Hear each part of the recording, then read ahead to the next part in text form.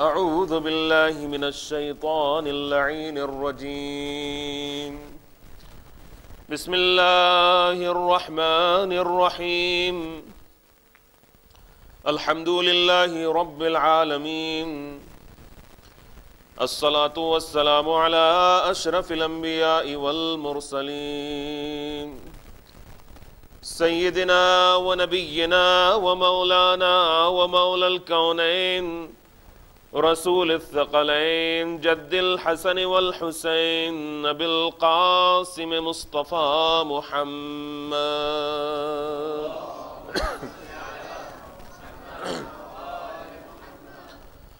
وآله الطيبين الطاهرين المعصومين المظلومين المكرمين المطهرين المنتجبين المنتخبين والعاقبة للمتقين والجنة للمطيعين والنار للعاصين واللعنة الدائمة الباقية على أعدائهم من الآن إلى قيام يوم الدين. أما بعد فقد قال الله سبحانه تبارك وتعالى في محكم كتابه الكريم وهو أصدق القائلين وقوله الحق. بسم الله الرحمن الرحيم. يا أيها الذين آمنوا قوا أنفسكم وأهليكم نارا. صلوات پر محمد وآل محمد پر.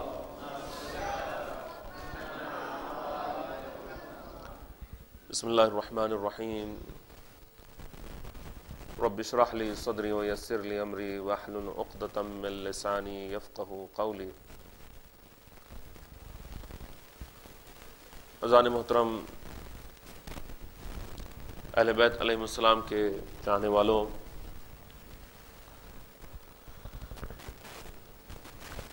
خداوند عالم نے ہماری ہدایت کا انتظام قرآن کی ہر آیت میں، بلکہ ہر ورڈ قرآن کا ہمارے لیے ایک گائیڈنس ہے، ہمارے لیے ہدایت ہے. لیکن اس ہدایت کو ہم جب حاصل کرنا چاہتے ہیں تو ہم کو حسین کی مجلس عزا میں شرکت کرنا ہوتی ہے. یہ صدقہ ہے حسین کا، یہ برکت ہے حسین کی کہ آج ایک بار پھر خداوند عالم نے ہم کو موقع دیا کہ ہم حسین کی بارگاہ میں بیٹھ کر حسین کی ماں کو حسین کی شہادت کا پرسہ دیں. مقصد عزاداری کا امام حسین علیہ السلام کی شہادت کی یاد کو منانا ہے، یعنی ان کو ریممبر کرنا ہے.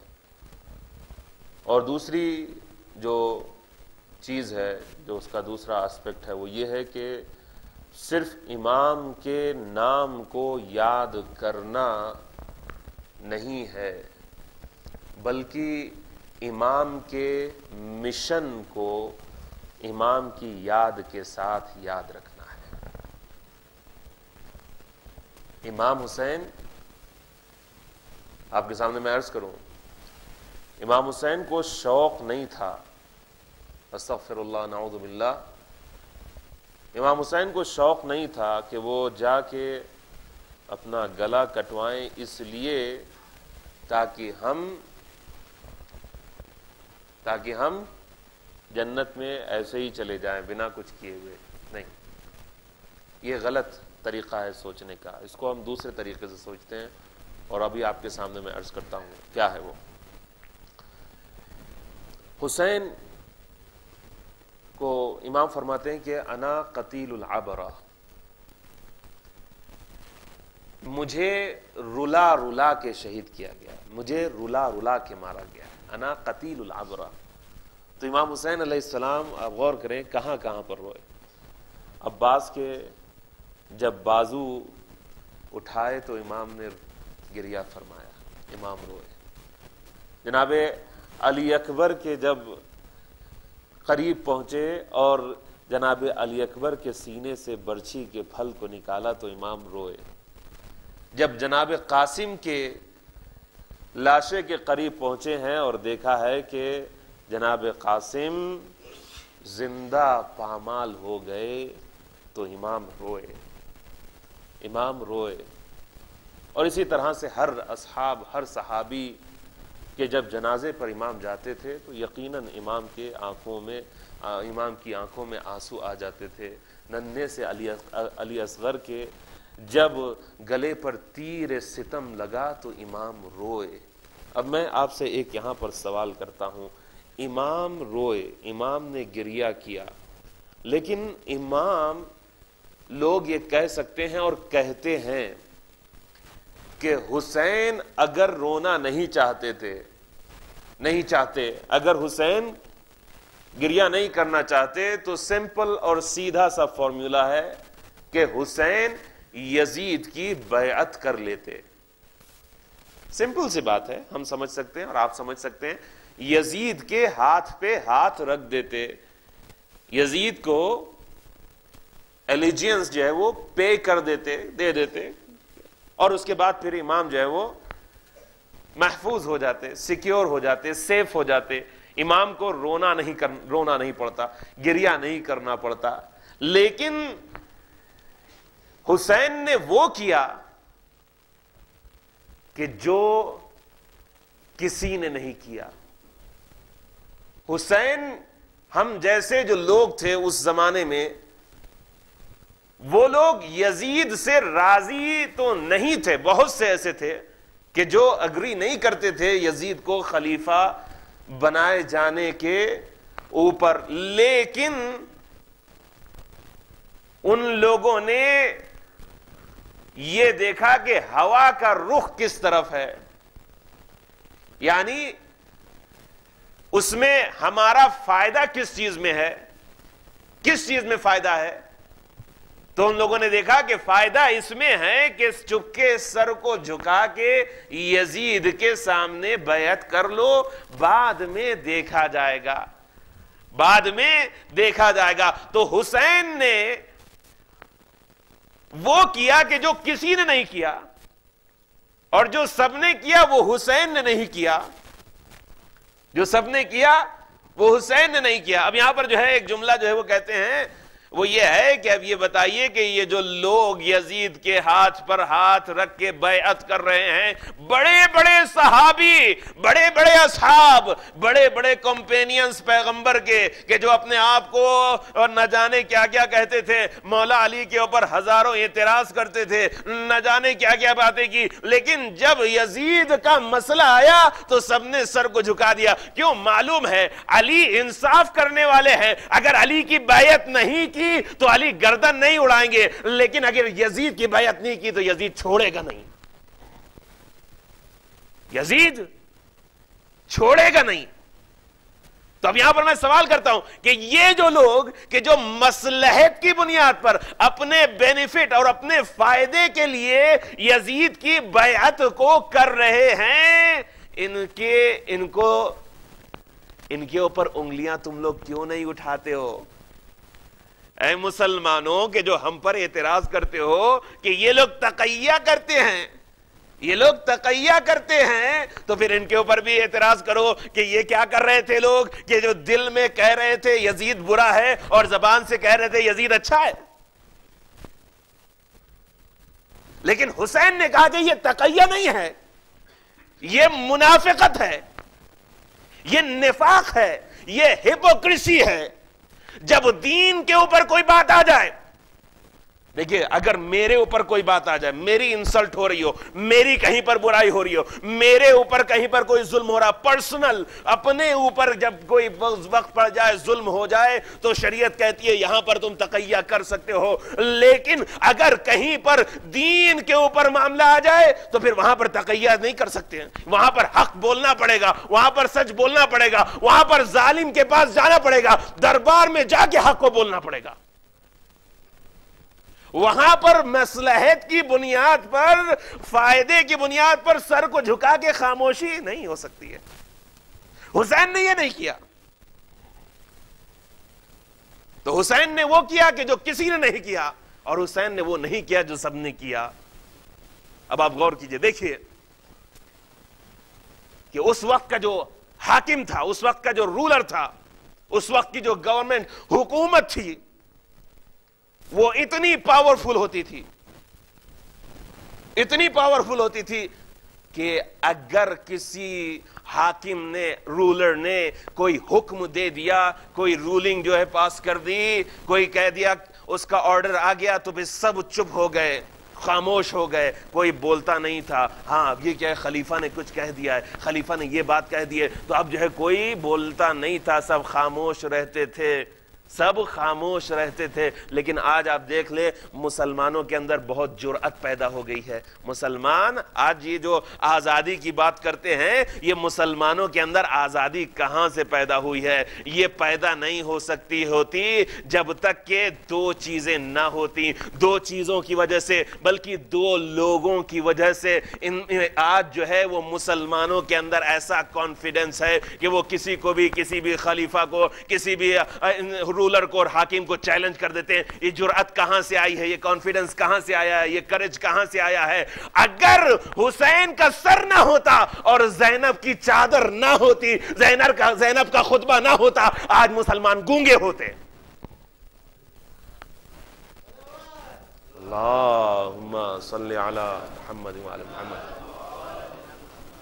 یہ حسین کا صدقہ ہے۔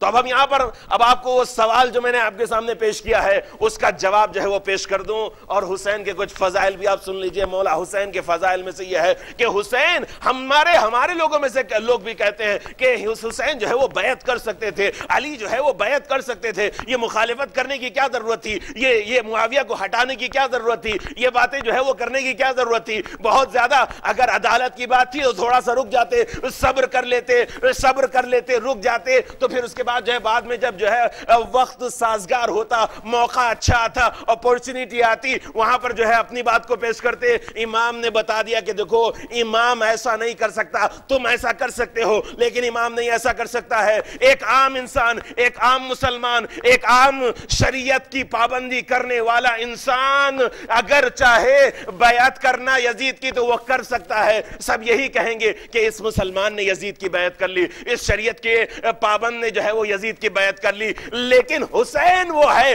کہ اگر حسین یزید کے ہاتھ پر ہاتھ رکھ دیتے تو یہ نہیں کہا جاتا کہ حسین نے بیعت کی، یہ کہا جاتا کہ شریعت نے یزید کے ہاتھ پہ بیعت کر لی، دین نے یزید کے ہاتھ پہ بیعت کر لیا۔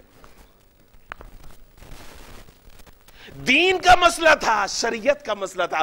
تو حسین کیا ہے؟ اب سن لیجئے، حسین حسین حسین حسین شریعت کا نام ہے، حسین دین کا نام ہے، حسین ایمان کا نام ہے، حسین انسانیت کا نام ہے، حسین شرف کا نام ہے، حسین کمال کا نام ہے، حسین جمال کا نام ہے، حسین شاہ کا نام ہے، حسین اصلی بادشاہ کا نام ہے، حسین خدا کی تجلی کا نام ہے۔ اور سنیے، یہ شعر میں آپ کے سامنے فارسی کا ہے، وہ آپ نے سنا ہے، لیکن آپ کو سنا دوں کیا کہتا ہے یہ شاہ محدث دہلوی، کہ جس نے شیعوں کے خلاف ایک کتاب لکھی ہے کہ جس کا نام ہے تحفہ اثنا عشریہ۔ بہت خطرناک کتاب ہے، شیعوں کے خلاف لکھی ہے، لیکن اسی نے یہ شعر حسین کی فضیلت میں لکھا ہے۔ وہ کہتے ہیں شاہ است حسین، شاہ است حسین، بادشاہ است حسین، دین است حسین، دی پناہ است حسین، سرداد ندا دست در دست یزید، آقا کے بنا الہ الا اللہ است حسین۔ اللہم صلی اللہ محمد وعلی محمد۔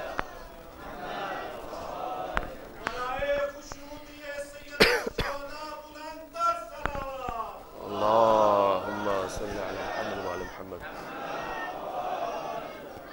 تو حسین شاہ کا نام ہے، شاہ حسین، حسین شاہ کا نام ہے، بادشاہ حسین، حسین بادشاہ کا نام ہے، دین ہست حسین، حسین دین کا نام ہے، دین پناہ ہست حسین، دین کو پناہ دینے والا، دین کو بچانے والا، saviour of the religion of Allah سبحانہ و تعالی از حسین، حسین ہے دین کو بچانے والا۔ سرداد حسین نے اپنا سر دے دیا، سر کٹا دیا، نداد دست اپنے دست کو نہیں دیا، اپنے ہاتھ کو نہیں دیا، اپنی بیعت کو نہیں دیا، در دست یزید کے ہاتھ میں حقا کے بنا الہ الا لا الہ الا حسین۔ یہ ایک معجزہ ہے کہ جو ایک ایسے انسان کی زبان سے یہ بات نکل رہی ہے کہ جو شیعہ بھی نہیں ہے، وہ کہتا ہے حقا کے بنا لا الہ حسین۔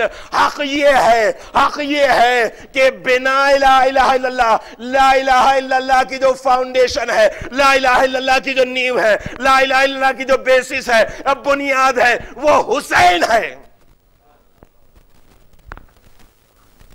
وہ حسین ہے۔ جان محترم، حسین کو اگر ہم نے پہچان لیا تو ہم نے دین کو پہچان لیا، حسین کو ہم نے سمجھ لیا تو ہم نے شریعت کو سمجھ لیا۔ اگر حسین کو ہم نے سمجھ لیا تو حسین اس ولی خدا کا نام ہے کہ جس کے ذریعے سے خدا سمجھ میں آتا ہے۔ سب مرتے بہت سے لوگ ہیں، مرتے بہت سے لوگ ہیں، دنیا سے بہت سے لوگ جاتے ہیں۔ اس وقت ہر سیکنڈ ہزاروں لوگ مرتے ہیں اس دنیا میں، ہر سیکنڈ ہزاروں لوگ مرتے ہیں اس دنیا میں، لیکن کون کس کو یاد کرتا ہے؟ اب اپنے دل پہ اب سب، بہت سے ہمارے جو بزرگ بیٹھے ہیں ان کے ماں باپ نہیں ہیں، روئے ہوں گے وہ جب ماں باپ ان کے گئے، لیکن کیا ابھی روتے ہیں؟ سورہ فاتحہ پڑھ دیتا ہے انسان، کیا ابھی آپ روتے ہیں؟ روز کوئی بیٹھ کے روتا ہے اپنی ماں جو جس کی گزر گئی ہے، باپ جو جس کا گزر گیا، کیا وہ بیٹھ کے روتا ہے؟ بھائی جو چلا گیا کیا بیٹھ کے روتا ہے کوئی؟ رشتہ دار جو چلا گیا کوئی روتا ہے؟ بڑے بڑے لیڈرز چلے گئے، پیغمبر چلے گئے، پیغمبر چلے گئے، کوئی نہیں روتا ہے پیغمبر کے اوپر۔ جناب آدم سے لے کے اب تلک اتنے بڑے بڑے لوگ گزر گئے، لیکن کوئی گریہ نہیں کرتا ہے، کوئی روتا نہیں ہے، لیکن یہ حسین کی ذات ہے، حسین کا معجزہ ہے کہ ہر سال نہیں، سال کی بات نہ کیجئے، عاشور کے دن کی بات نہیں کیے، بلکہ دنیا کے ہر دن میں ہر جگہ پر کہیں نہ کہیں پوری دنیا میں حسین کا تذکرہ ہو رہا ہوتا ہے، ہر جگہ پر مجلس کہیں نہ کہیں ہو رہی ہوتی ہے اور حسین پر آنسو بہ رہے ہوتے ہیں۔ اللہم صلی اللہ محمد وعلی محمد۔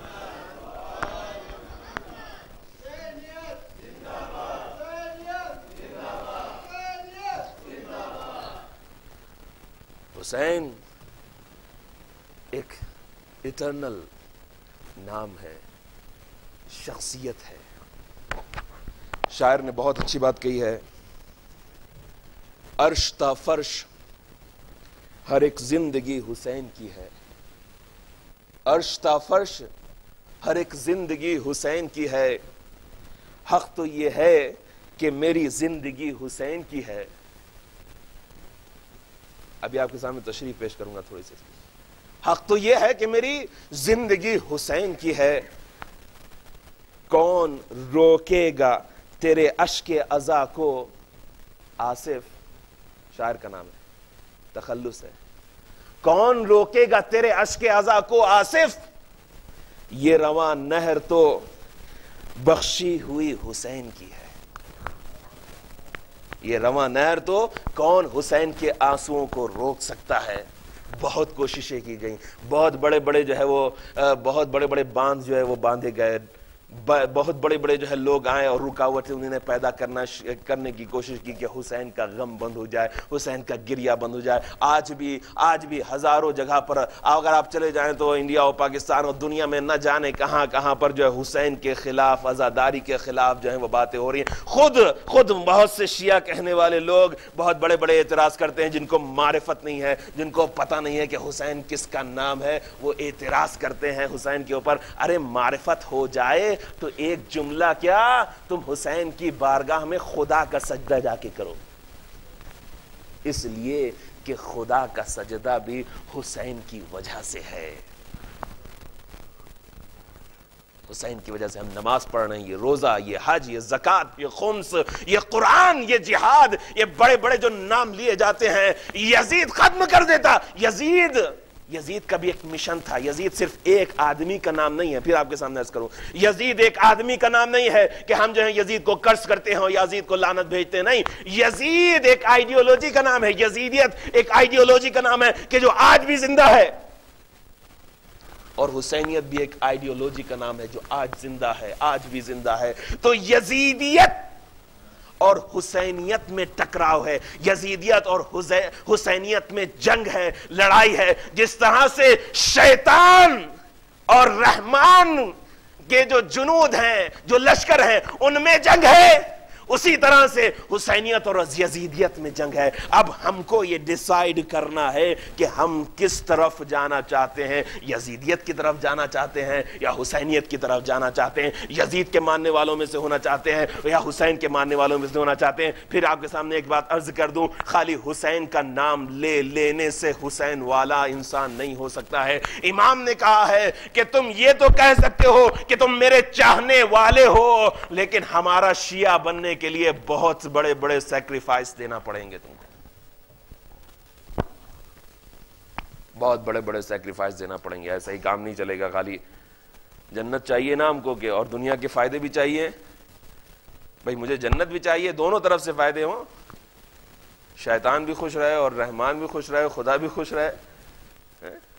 فائدہ ادھر سے بھی مل جائے, ادھر سے بھی مل جائے. چوری بھی کر لیں, حرام بھی کھا لیں, برائی بھی کر لیں, زنا بھی کر لیں, گندگی بھی کر لیں, شراب بھی پی لیں, برائی بھی کر لیں, غیبت بھی کر لیں, تہمت بھی کر لیں, سب کچھ کر لیں. اس کے ساتھ ساتھ جو ہے وہ ہم آکے جو ہے جنت بھی نہیں ہو پائے گا. صاف صاف میں نے کیا کہا, حسین کی جنگ یزید سے نہیں تھی, یزیدیت سے تھی. انی لم اخرج اشرا ولا بطرا ولا مفسدہ بل خرجت لطلب الاصلاح فی امت جدی. یہ امام حسین علیہ السلام کے خطبے کا ایک جملہ جو آپ سن چکے ہیں اور سنتے رہتے ہیں, پھر بس یہ آپ جو ہے وہ ریمائنڈ کرا دوں. امام کہتے ہیں کہ میں جو ہوں وہ اشرا و بطرا یعنی جھگڑے اور فساد اور لڑائی کے لیے میں نہیں نکلا ہوں, ولا مفسدا و ظالما, میں جو ہوں وہ ظالم اور مفسد یعنی کرپشن کے لیے نہیں نکلا ہوں, میں اس لیے نکلا ہوں لطلب الاصلاح فی امت جدی, میں اپنے جد کی امت کی اصلاح, ریفارمیشن کے لیے نکلا ہوں.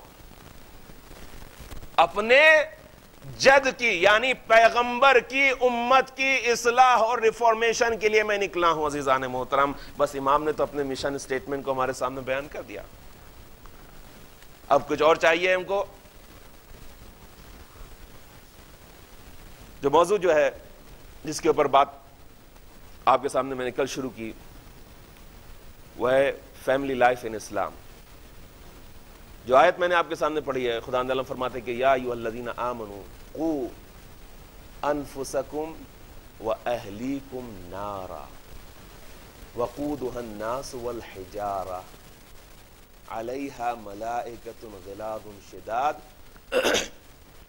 لا يعصون اللہ ما امرهم ویفعلون ما یؤمرون. اب آیت سنیے, خداوند عالم فرماتا ہے سورہ تحریم آیہ نمبر 6 28واں پارہ ہے. خدا فرماتا ہے یا ایھا الذین آمنوا, او you who have faith, O you who are believers. قو کا مطلب ہے save yourself, قو انفسکم, save yourselves. Wa ahlikum, and your families.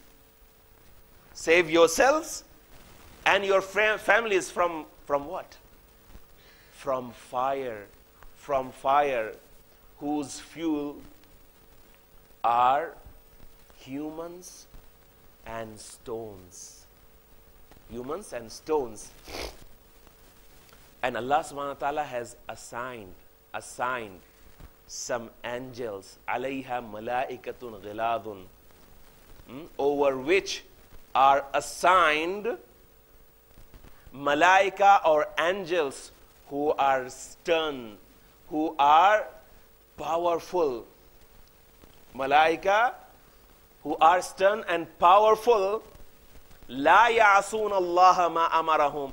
These angels do not disobey Allah's commandments. Whatever Allah subhanahu wa ta'ala has commanded them, they do not go against the commandments of Allah subhanahu wa ta'ala. La ya'asun Allah ma amarahum wa yaf'aluna ma yu'marun. And they do what Allah subhanahu wa ta'ala has commanded them. And Allah subhanahu wa ta'ala has commanded them to punish those who have not saved themselves and their families. This ayah is a warning.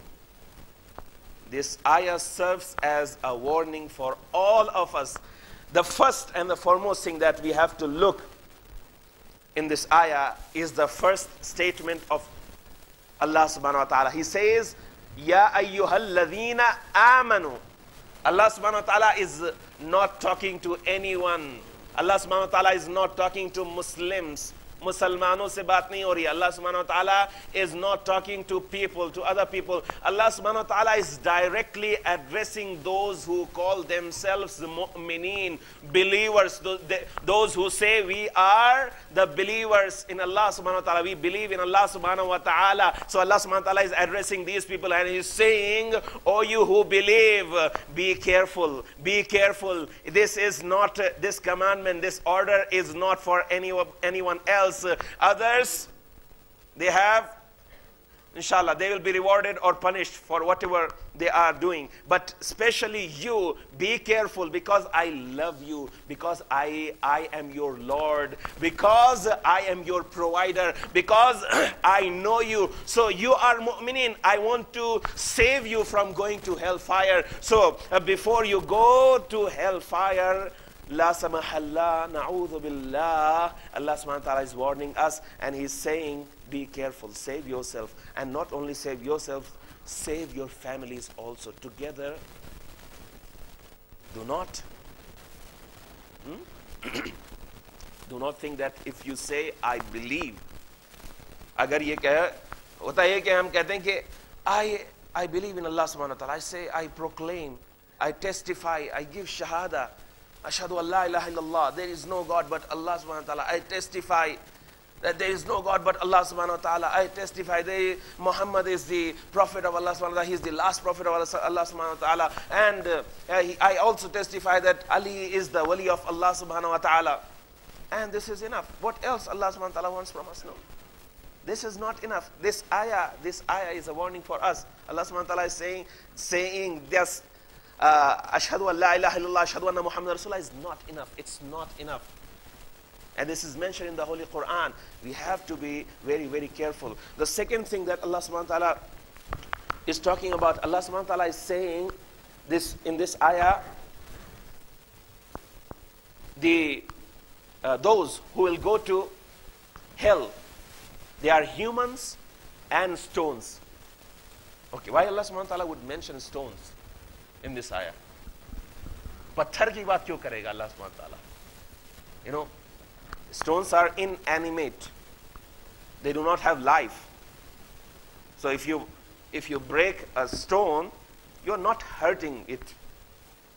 You're not harming it, or you are not causing any damage to it.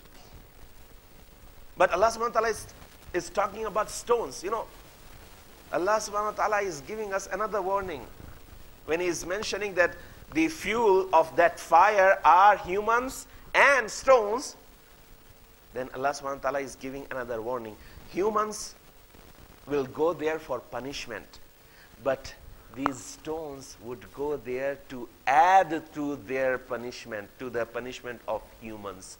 Because अगर आपने जो है वो लावा को देखा है, आपने देखा है ये जो वोल्केनो होता है, इसमें से जो लावा निकलता है, this lava is what?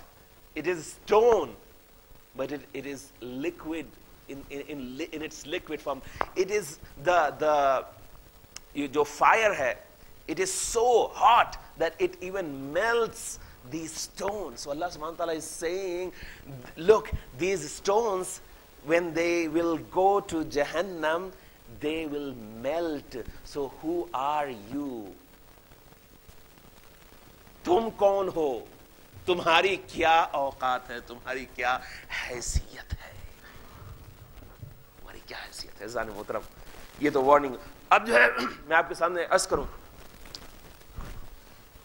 जो टॉपिक है उसकी शुरुआत मैंने यहां से की है. Save your families, save your self and your family. तो family is very important.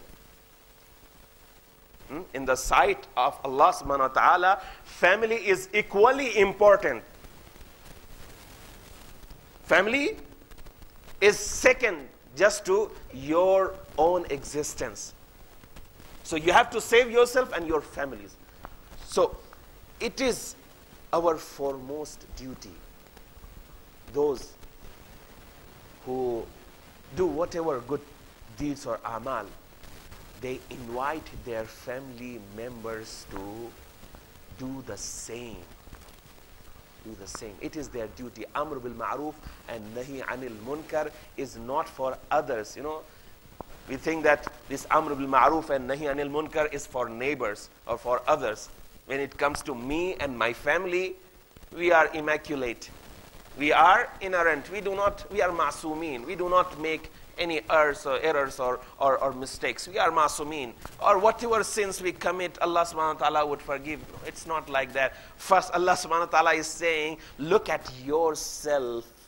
Look at yourself first before looking at others, before pinpointing others, before pointing at others that these people are sinners, these people are munafiq, these people are kuffar. No, these people, whatever they are, whoever they are, they will be punished by Allah subhanahu wa ta'ala or rewarded for whatever they do.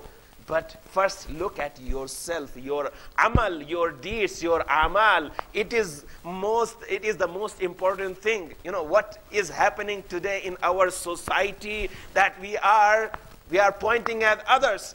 We are numbering, counting the sins of others or defects of others or mistakes of others, but we are forgetting about ourselves and our families.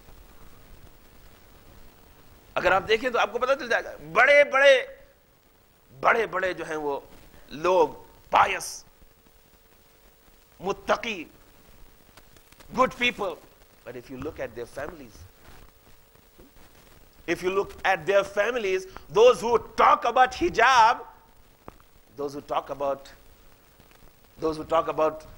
good things and good deeds, piety, namaz, roza, hajj, zakat, khums, but if you look at not their amal, the amal of their families, your head will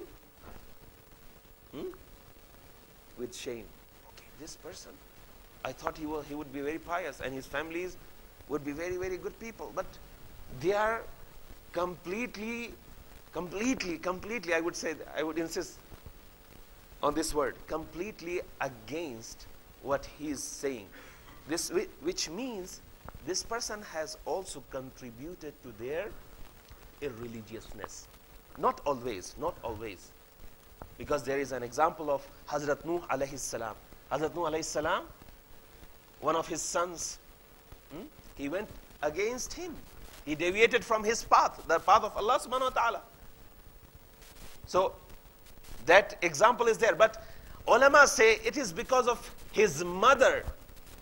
It was because of his mother that he deviated from the path of Hazrat Nuh alayhi salam, path of Allah subhanahu wa ta'ala. So there is an element of tarbiyat.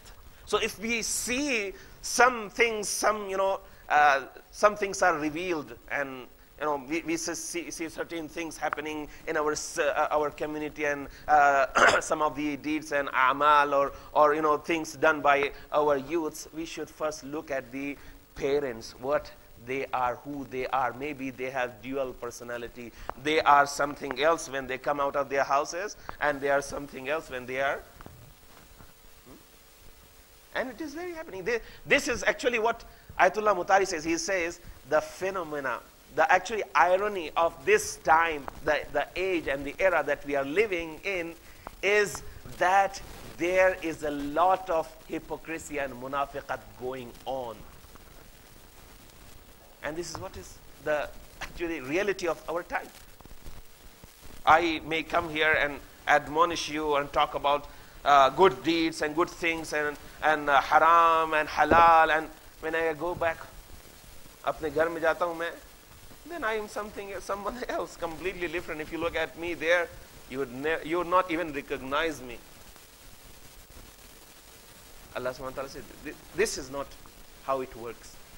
ایک طرح کا آدمی کو ہونا چاہیے. منافق جو ہوتا ہے, مومن جو ہوتا ہے, اس کے دو چہرے نہیں ہوتے ہیں, اس کے دو faces. He does not have two faces. Whatever he has in his heart, his tongue. Actually, the definition of iman, I recited it last year, I remember. Definition of iman: al-imanu aqdun bil qalb, nutqun bil lisan, amalun bil arkan.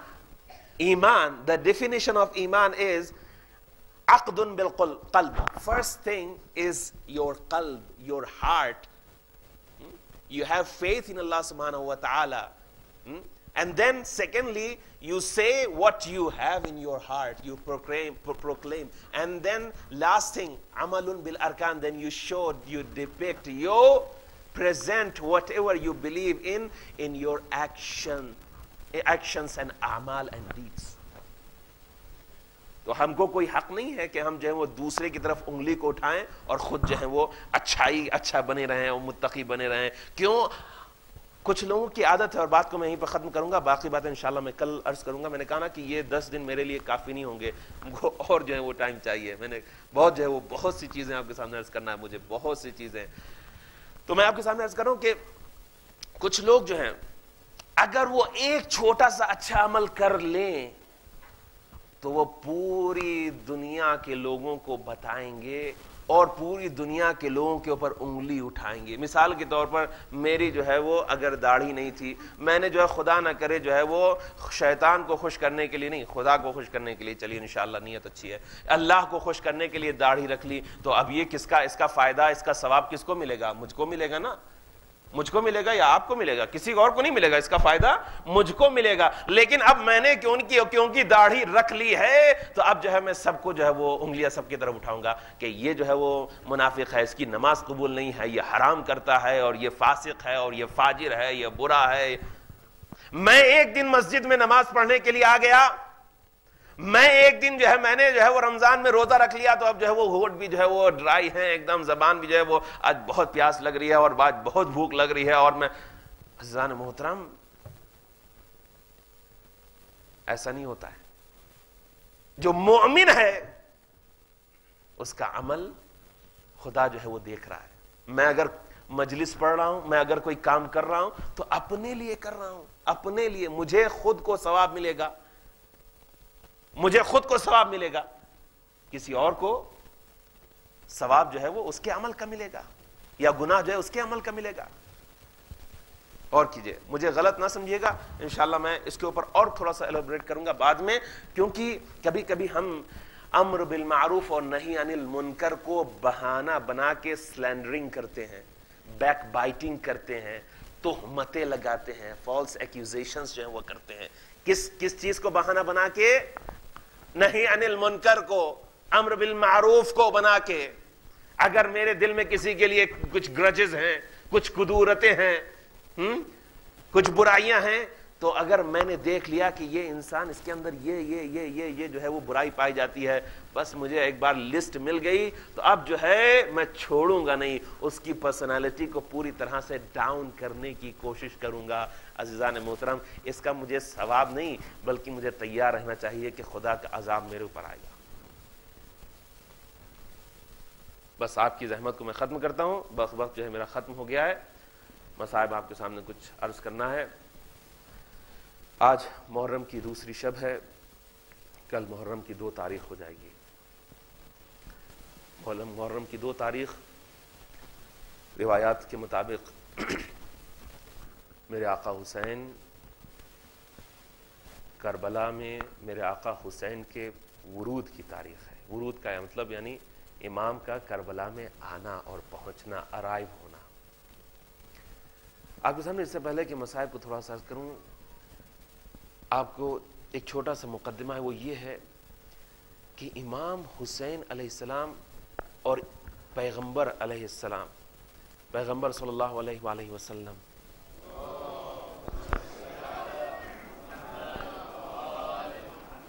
اگر ان کی personalities کو، ان کی دونوں کی شخصیت کو دیکھا جائے تو پیغمبر کا جو کام تھا، پیغمبر جب اپنے انصار کو اور اصحاب کو جمع کر رہے تھے، جب کبھی ان کو جنگ کرنا پڑتی تھی تو وہ کس سے جنگ کرتے تھے؟ پیغمبر جو جنگ کرتے تھے تو وہ کفار سے کرتے تھے، وہ مشرکوں سے کرتے تھے جنگ۔ لیکن حسین کو جس سے یا جن سے جنگ کرنا پڑی، وہ ظاہر میں آؤٹر اور ایکسٹرنل یا باہر جو ان کو جو اگر آپ دیکھیں باہر سے تو وہ آپ کو لا الہ الا اللہ کہنے والے نظر آئیں گے، محمد رسول اللہ کہنے والے نظر آئیں گے، لیکن اسی حالت میں وہ لا الہ الا اللہ کی گردن کو اڑانا چاہتے تھے، محمد الرسول اللہ کو پائمال کرنا چاہتے تھے۔ تو پیغمبر کا کام آسان تھا ایک طرح سے، حسین کا کام بہت مشکل تھا، بہت مشکل تھا۔ یزید نے ایک ایسا کام کیا تھا کہ جو اگر حسین خاموش ہو جاتے تو آج ہمارے پاس جو کچھ بھی دین ہے سب کچھ ختم ہو چکا ہوتا۔ اور کیجئے کہ امام جب کوئی کسی بڑے مشن کے لیے نکلتا ہے تو کوشش یہ ہوتی ہے کہ زیادہ سے زیادہ لوگوں کو اپنے ساتھ ملایا جائے، زیادہ سے زیادہ لوگوں کو اپنے ساتھ لے کے چلا جائے۔ لیکن عجیب بات ہے کہ جب حسین کی سیرت کے اوپر ہم دیکھتے ہیں، ہم نگاہ ڈالتے ہیں تو ہم دیکھتے ہیں کہ حسین انصار کو جمع نہیں کر رہے تھے، بلکہ حسین جیسے جیسے کربلا کی طرف بڑھتے جا رہے تھے ویسے ویسے اپنے جو یوں سمجھ لیجئے کہ جو ساتھ میں آنے والے تھے ان کو چھانٹتے جاتے تھے، کم کرتے جاتے تھے۔ کیوں ہے ایسا آقا مولا، کیوں ہے ایسا کہ آپ جو ہیں دوسرے لوگوں کو اپنے ساتھ جمع کرنے کی کوشش کرتے ہیں اور آپ دوسروں کو، اپنے اصحاب کو جو ہے اپنے سے دور کرتے جا رہے ہیں؟ امام کہہ رہے ہیں، امام کا یہ سٹیٹمنٹ ہے کہ دیکھو میرا کام یہ نہیں ہے کہ میں جنگ کر کے جاؤں اور دوسروں کے اوپر زیادہ لوگوں کو لے جا کے اپنے پاور کو دکھاؤں، میرا کام یہ ہے کہ میں اپنی مظلومی کو دکھاؤں، میں بتاؤں کہ حسین کتنا بے بس ہے۔ حسین کے ساتھ جو لوگ آئے تھے وہ پوری کائنات کا خلاصہ تھے، ایسنس آف دا یونیورس، جتنے بھی بیسٹ ہو سکتے تھے اس وقت کے حسین کے ساتھ آ گئے تھے۔ ذرا سا بھی کوئی اگر ضعیف ہوتا، کمزور ہوتا ایمان کا تو وہ حسین کے ساتھ نہیں چل سکتا تھا۔ تو حسین جو لے کے آئے تو وہ کائنات بیانات کے خلاصے کو لے کے آئے. بس آپ کی زحمت کو میں ختم کر دوں کہ حسین کربلا کی حسین اپنے سفر میں ہے. ایک مرتبہ حسین کے ایک صحابی نے اللہ اکبر کی آواز کو بلند کیا, تکبیر کو بلند کیا. جب تکبیر کو بلند کیا, ایک مرتبہ حسین نے اس سے پوچھا کہ اس جگہ پر تکبیر کو اس طرح سے زور سے بلند کرنے کا کیا موقع ہے, کیا وجہ ہے؟ اس نے کہا کہ اے آقا, اس جنگل اور بیابان میں, اس ریگستان میں, اس ڈیزرٹ میں مجھے ایسا لگتا ہے کہ کچھ کھجور کے پیڑ ہیں کہ جو نظر آ رہے ہیں. اس کا مطلب ہے کہ ہم پانی کے قریب ہیں, پانی کے نزدیک ہیں. ایک مرتبہ حسین نے پلٹ کے کہا کہ میرے دوست, میرے ساتھی, شاید تجھ کو دھوکہ ہو رہا ہے, تو ذرا غور سے دیکھ. ایک مرتبہ جب اس نے رکابوں کے اوپر کھڑے ہو کے, گھوڑے کے اوپر ذرا سا کھڑے ہو کے جو دیکھا, تو دیکھا کہ نیزے تھے, بھالے تھے, اسپیئرز تھے کہ جو ایسا لگتا تھا اس طرح سے ہل رہے تھے کہ ایسا لگتا تھا کہ جیسے کوئی پیڑ ہو. ایک مرتبہ حسین نے کہا کہ اے میرے دوستو, یہ کوئی لشکر ہے کہ جو شاید ہمارے راستے کو روکنے کے لیے آ رہا ہے. جزاکم ربکم. آقا کی مظلومی اب یہاں سے شروع ہو گئی ہے. میں آپ سے گزارش کروں گا کہ شہزادی فاطمہ زہرا سلام اللہ علیہا کی بارگاہ میں آپ کے بیٹے کے پرسے کو پیش کرنا ہے. آپ کے بیٹے کے پرسے کو پیش کرنا ہے تو اس میں کوئی کمی نہ ہونے دیجیے گا, اس میں کوئی کمی نہ ہونے دیجیے گا. عزیزان محترم, آپ کو خدا جزائے خیر دے. حسین کے اوپر آنسو بہانے والوں کے اوپر خدا اپنی رحمت اور مغفرتوں کو نازل فرمائے. ہاں, یہ میں نے آپ کو سامنے کل روایت جو ہے پڑھی تھی, تو اب آپ تیار رہیے. ایک مرتبہ حسین, بس وہ لشکر آیا اور آنے کے بعد دیکھا کہ ہر ہے کہ جو 1000 سپاہیوں کے ساتھ 1000 سولجرز کے ساتھ جو ہے وہ آیا, اور آنے کے بعد ایک مرتبہ حسین کے راستے کے اوپر کھڑا ہو گیا. اور کھڑا ہونے کے بعد اس نے کہا کہ اے حسین, مجھے یہ حکم ملا ہے ابن زیاد کی طرف سے کہ میں آپ کو اریسٹ کر کے کوفے میں لے کے جاؤں, کوفے کی طرف لے کے جاؤں. ایک مرتبہ حسین یہ باتیں سن رہے ہیں, لیکن آپ کے سامنے کربلا میں انسانیت کے درس کو پیش کرنا چاہتا ہوں. سنیے, حسین اس بات کو سن رہے ہیں کہ دشمن حسین کے راستے کو روکنے کے لیے آیا ہے, حسین کے راستے کو ایک بیریئر بن کے آیا ہے, اور حسین کو معلوم ہے کہ آگے کیا ہونے والا ہے. حسین کے ماں کو معلوم ہے کہ بچے پیاسے ہوں گے, حسین کو معلوم ہے کہ بیویوں کے سروں سے رداؤں کو چھینا جائے گا, حسین کو معلوم ہے کہ عباس کے بازوؤں کو کاٹا جائے گا, حسین کو معلوم ہے کہ چاند جیسے علی اکبر کے سینے پہ برچ لگے گی, حسین کو معلوم ہے کہ کیا کیا ظلم ہونے والے ہیں. لیکن یہی حسین ہے, ایک مرتبہ جب لشکر کے چہرے کے اوپر دیکھا تو ایک مرتبہ ہور سے کہا کہ اے ہور, باتیں بعد میں ہوگی, پہلے یہ بتاؤ کہ تمہارے لشکر کا یہ چہرہ زرد کیوں ہے, یہ پیل کیوں ہے, اس کا رنگ کیوں اڑا ہوا ہے. ایک مرتبہ اس نے کہا اے حسین, ہمارے پانی کا اسٹاک ختم ہو گیا. حسین, ہمارے پانی کا ذخیرہ ختم ہو گیا ہے, اسٹاک ختم ہو گیا ہے. بس حسین نے کہا کہ باقی باتیں بعد میں ہوگی, عباس آؤ, علی اکبر آؤ, حبیب آؤ, اور دوسرے جو صحابی ہیں ان کو آؤ. کہا کہ آؤ اور ان کو پانی سے سیراب کرو, ان کو پانی پلاؤ. ہر سپاہی کو پانی پلایا گیا, صرف پانی انسانوں کو نہیں پلایا گیا. حسین نے کہا کہ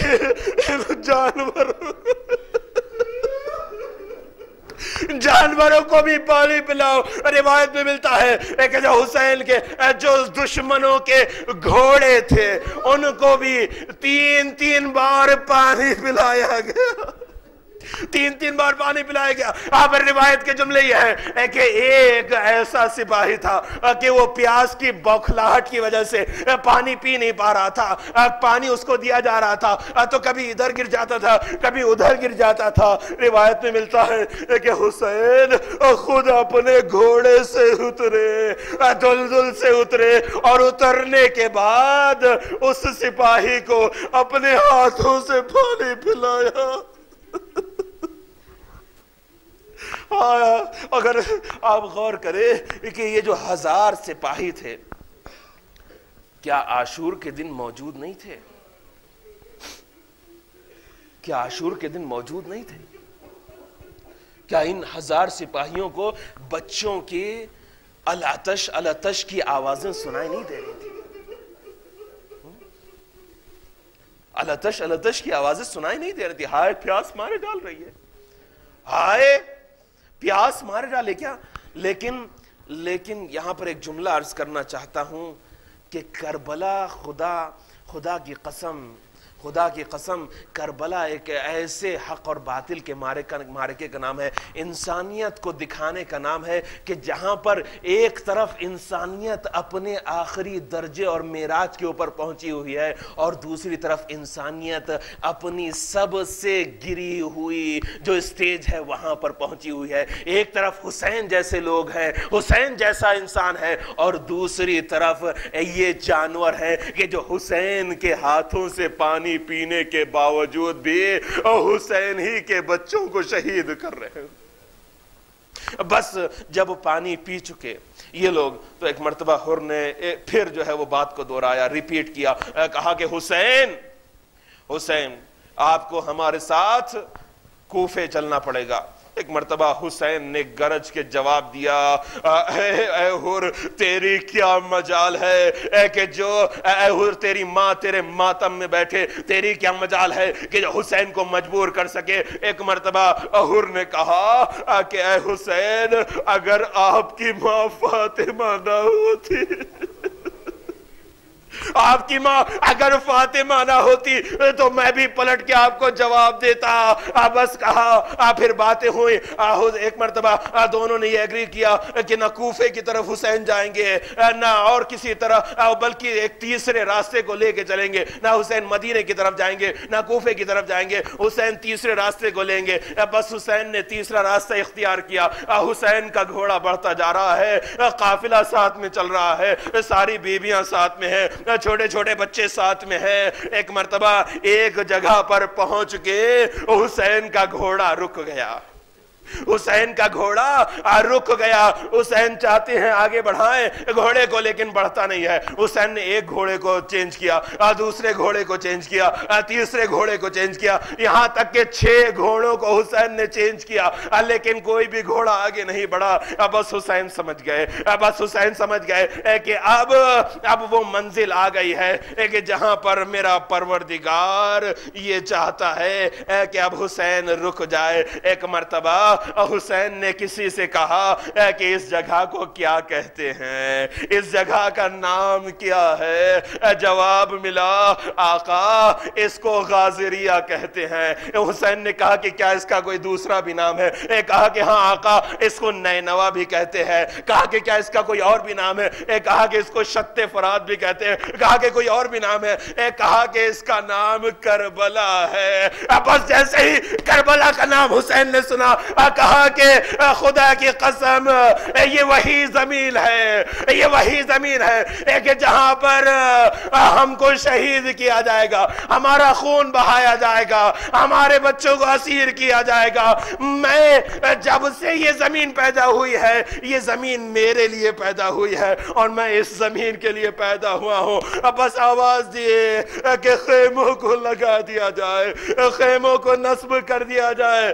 بس خیموں کو نصب کر دیا گیا. بس ڈیٹیل کو میں چھوڑتے ہوئے, بات کو جو ہے وہ سمیٹتے ہوئے آپ کے سامنے چند جملے مصائب کے عرض کر دوں. بس حسین نے کہا کہ اس جگہ کا مالک کون ہے, اس زمین کا مالک کون ہے؟ کہا کہ بنی اسد اس کے مالک ہیں, قبیلہ بنی اسد اس کے مالک ہیں. کہا کہ ان کو بلاؤ. ان کے چیفز کو بلایا گیا, ان کے سرداروں کو بلایا گیا, اور اس کے بعد حسین نے کہا کہ میں اس زمین کو خریدنا چاہتا ہوں. میں اس زمین کو خریدنا چاہتا ہوں. ہاں یہ حسین ہمارے سامنے درس پیش کر رہے ہیں کہ کہیں کل کو لوگ یہ نہ کہیں کہ حسین نے کسی ناجائز غصبی زمین کے اوپر ڈیرا ڈالا تھا. نہیں، یہ زمین اب حسین کی ہو جائے گی. 60,000 درہم میں، 60,000 دینار میں جو ہے وہ اس زمین کو حسین نے خرید لیا اور اس کے بعد اس زمین کو واپس کیا. کہا کہ میں اس زمین کو 3 شرطوں کے ساتھ، 3 کنڈیشنز کے ساتھ واپس کرتا ہوں. اے آقا، یہ 3 کنڈیشنز کیوں رکھ رہے ہیں؟ کہا کہ سنو، پہلے میری کنڈیشن سنو. پہلی کنڈیشن یہ ہے کہ جب مجھے کربلا میں شہید کیا جائے اور ہمارے جنازے پڑے ہوئے ہوں تو اے بنی اسد تم آنا اور ہمارے جنازوں کو دفن کر دینا. ہائے مظلوم حسین کو معلوم ہے کہ یہ نانا کی امت اتنی بے وفا ہے کہ حسین کے جنازے کو بھی دفن نہیں کرے گی. اور پھر دوسری جو ہے وہ کنڈیشن کہا کہ دوسری کنڈیشن یہ ہے کہ کبھی اس زمین کے اوپر کلٹیویشن، کبھی اس زمین کے اوپر کاشتکاری نہ کرنا، کھیتی نہ کرنا، کیونکہ ہماری قبروں کے نشان مٹ جائیں گے تو ہماری قبروں کے نشان باقی رہیں. اور تیسری شرط آپ کو سنا دوں، آپ کے پاس طاقت ہے سننے کی. تیسری شرط سنا دوں. ایک مرتبہ حسین نے کہا کہ میری تیسری شرط یہ ہے کہ جب میرا کوئی شیعہ، جب میرا کوئی چاہنے والا میری زیارت کو آ جائے تو 3 دن تک کے اس کی مہمانی کرنا، اس کی ضیافت کرنا. آئے آقا حسین، مظلوم حسین. شاید حسین بتانا چاہتے ہیں کہ جب میرا چاہنے والا آئے گا، اس کی ضیافت ہوگی، اس کی مہمانی ہوگی تو 3 دن تک کے پھر اس کو حسین کی 3 دن کی بھوک اور پیاس بھی آتی. بس آخری جملے مصاحب کے سن لیجئے، بات یہیں پر ختم نہیں ہوئی. ایک مرتبہ حسین نے زمین کو واپس کر دیا اور پھر اس کے بعد ان بنی اسد سے کہا کہ اپنی عورتوں کو بھیج دینا، اپنی عورتوں کو بھیج دینا. عورتیں آئیں. ایک مرتبہ حسین نے کہا کہ اگر تمہارے شوہر، اگر تمہارے مرد کسی مجبوری خوف کی بنا پر نہیں آ سکے تو تم ہماری لاشوں کو آ کے دفنا دینا. پھر اس کے بعد عورتیں جب چلی گئی تو بچوں سے کہا کہ آؤ. بچے بھی آئے. یہاں پر دیکھیے کہ کس طرح سے بچوں کی طرف حسین کا دھیان ہے. کہا کہ بچوں کو بھی بلاؤ. بچے آئے تو کہا کہ اگر تمہارے باپ، اگر تمہاری مائیں نہیں آ سکے تو تم کھیلتے کھیلتے آنا اور ہماری لاشوں پر چند مٹھی خاک کو ڈال دینا تاکہ ہمارے جنازے، لاشیں اور یان نہ پڑے رہے. لیکن میں کہوں گا آقا، آپ کی حسرت دل میں رہ گئی. بعد قتل حسین کے جنازے کو پامال کیا گیا. ایک بہن اپنے آپ کو قدموں میں گھوڑوں کی ٹاپوں کے نیچے گرا دیتی تھی. ارے اب مجھے پامال کر دو لیکن میرے بھیا کو چھوڑ دو. ماتم حسین.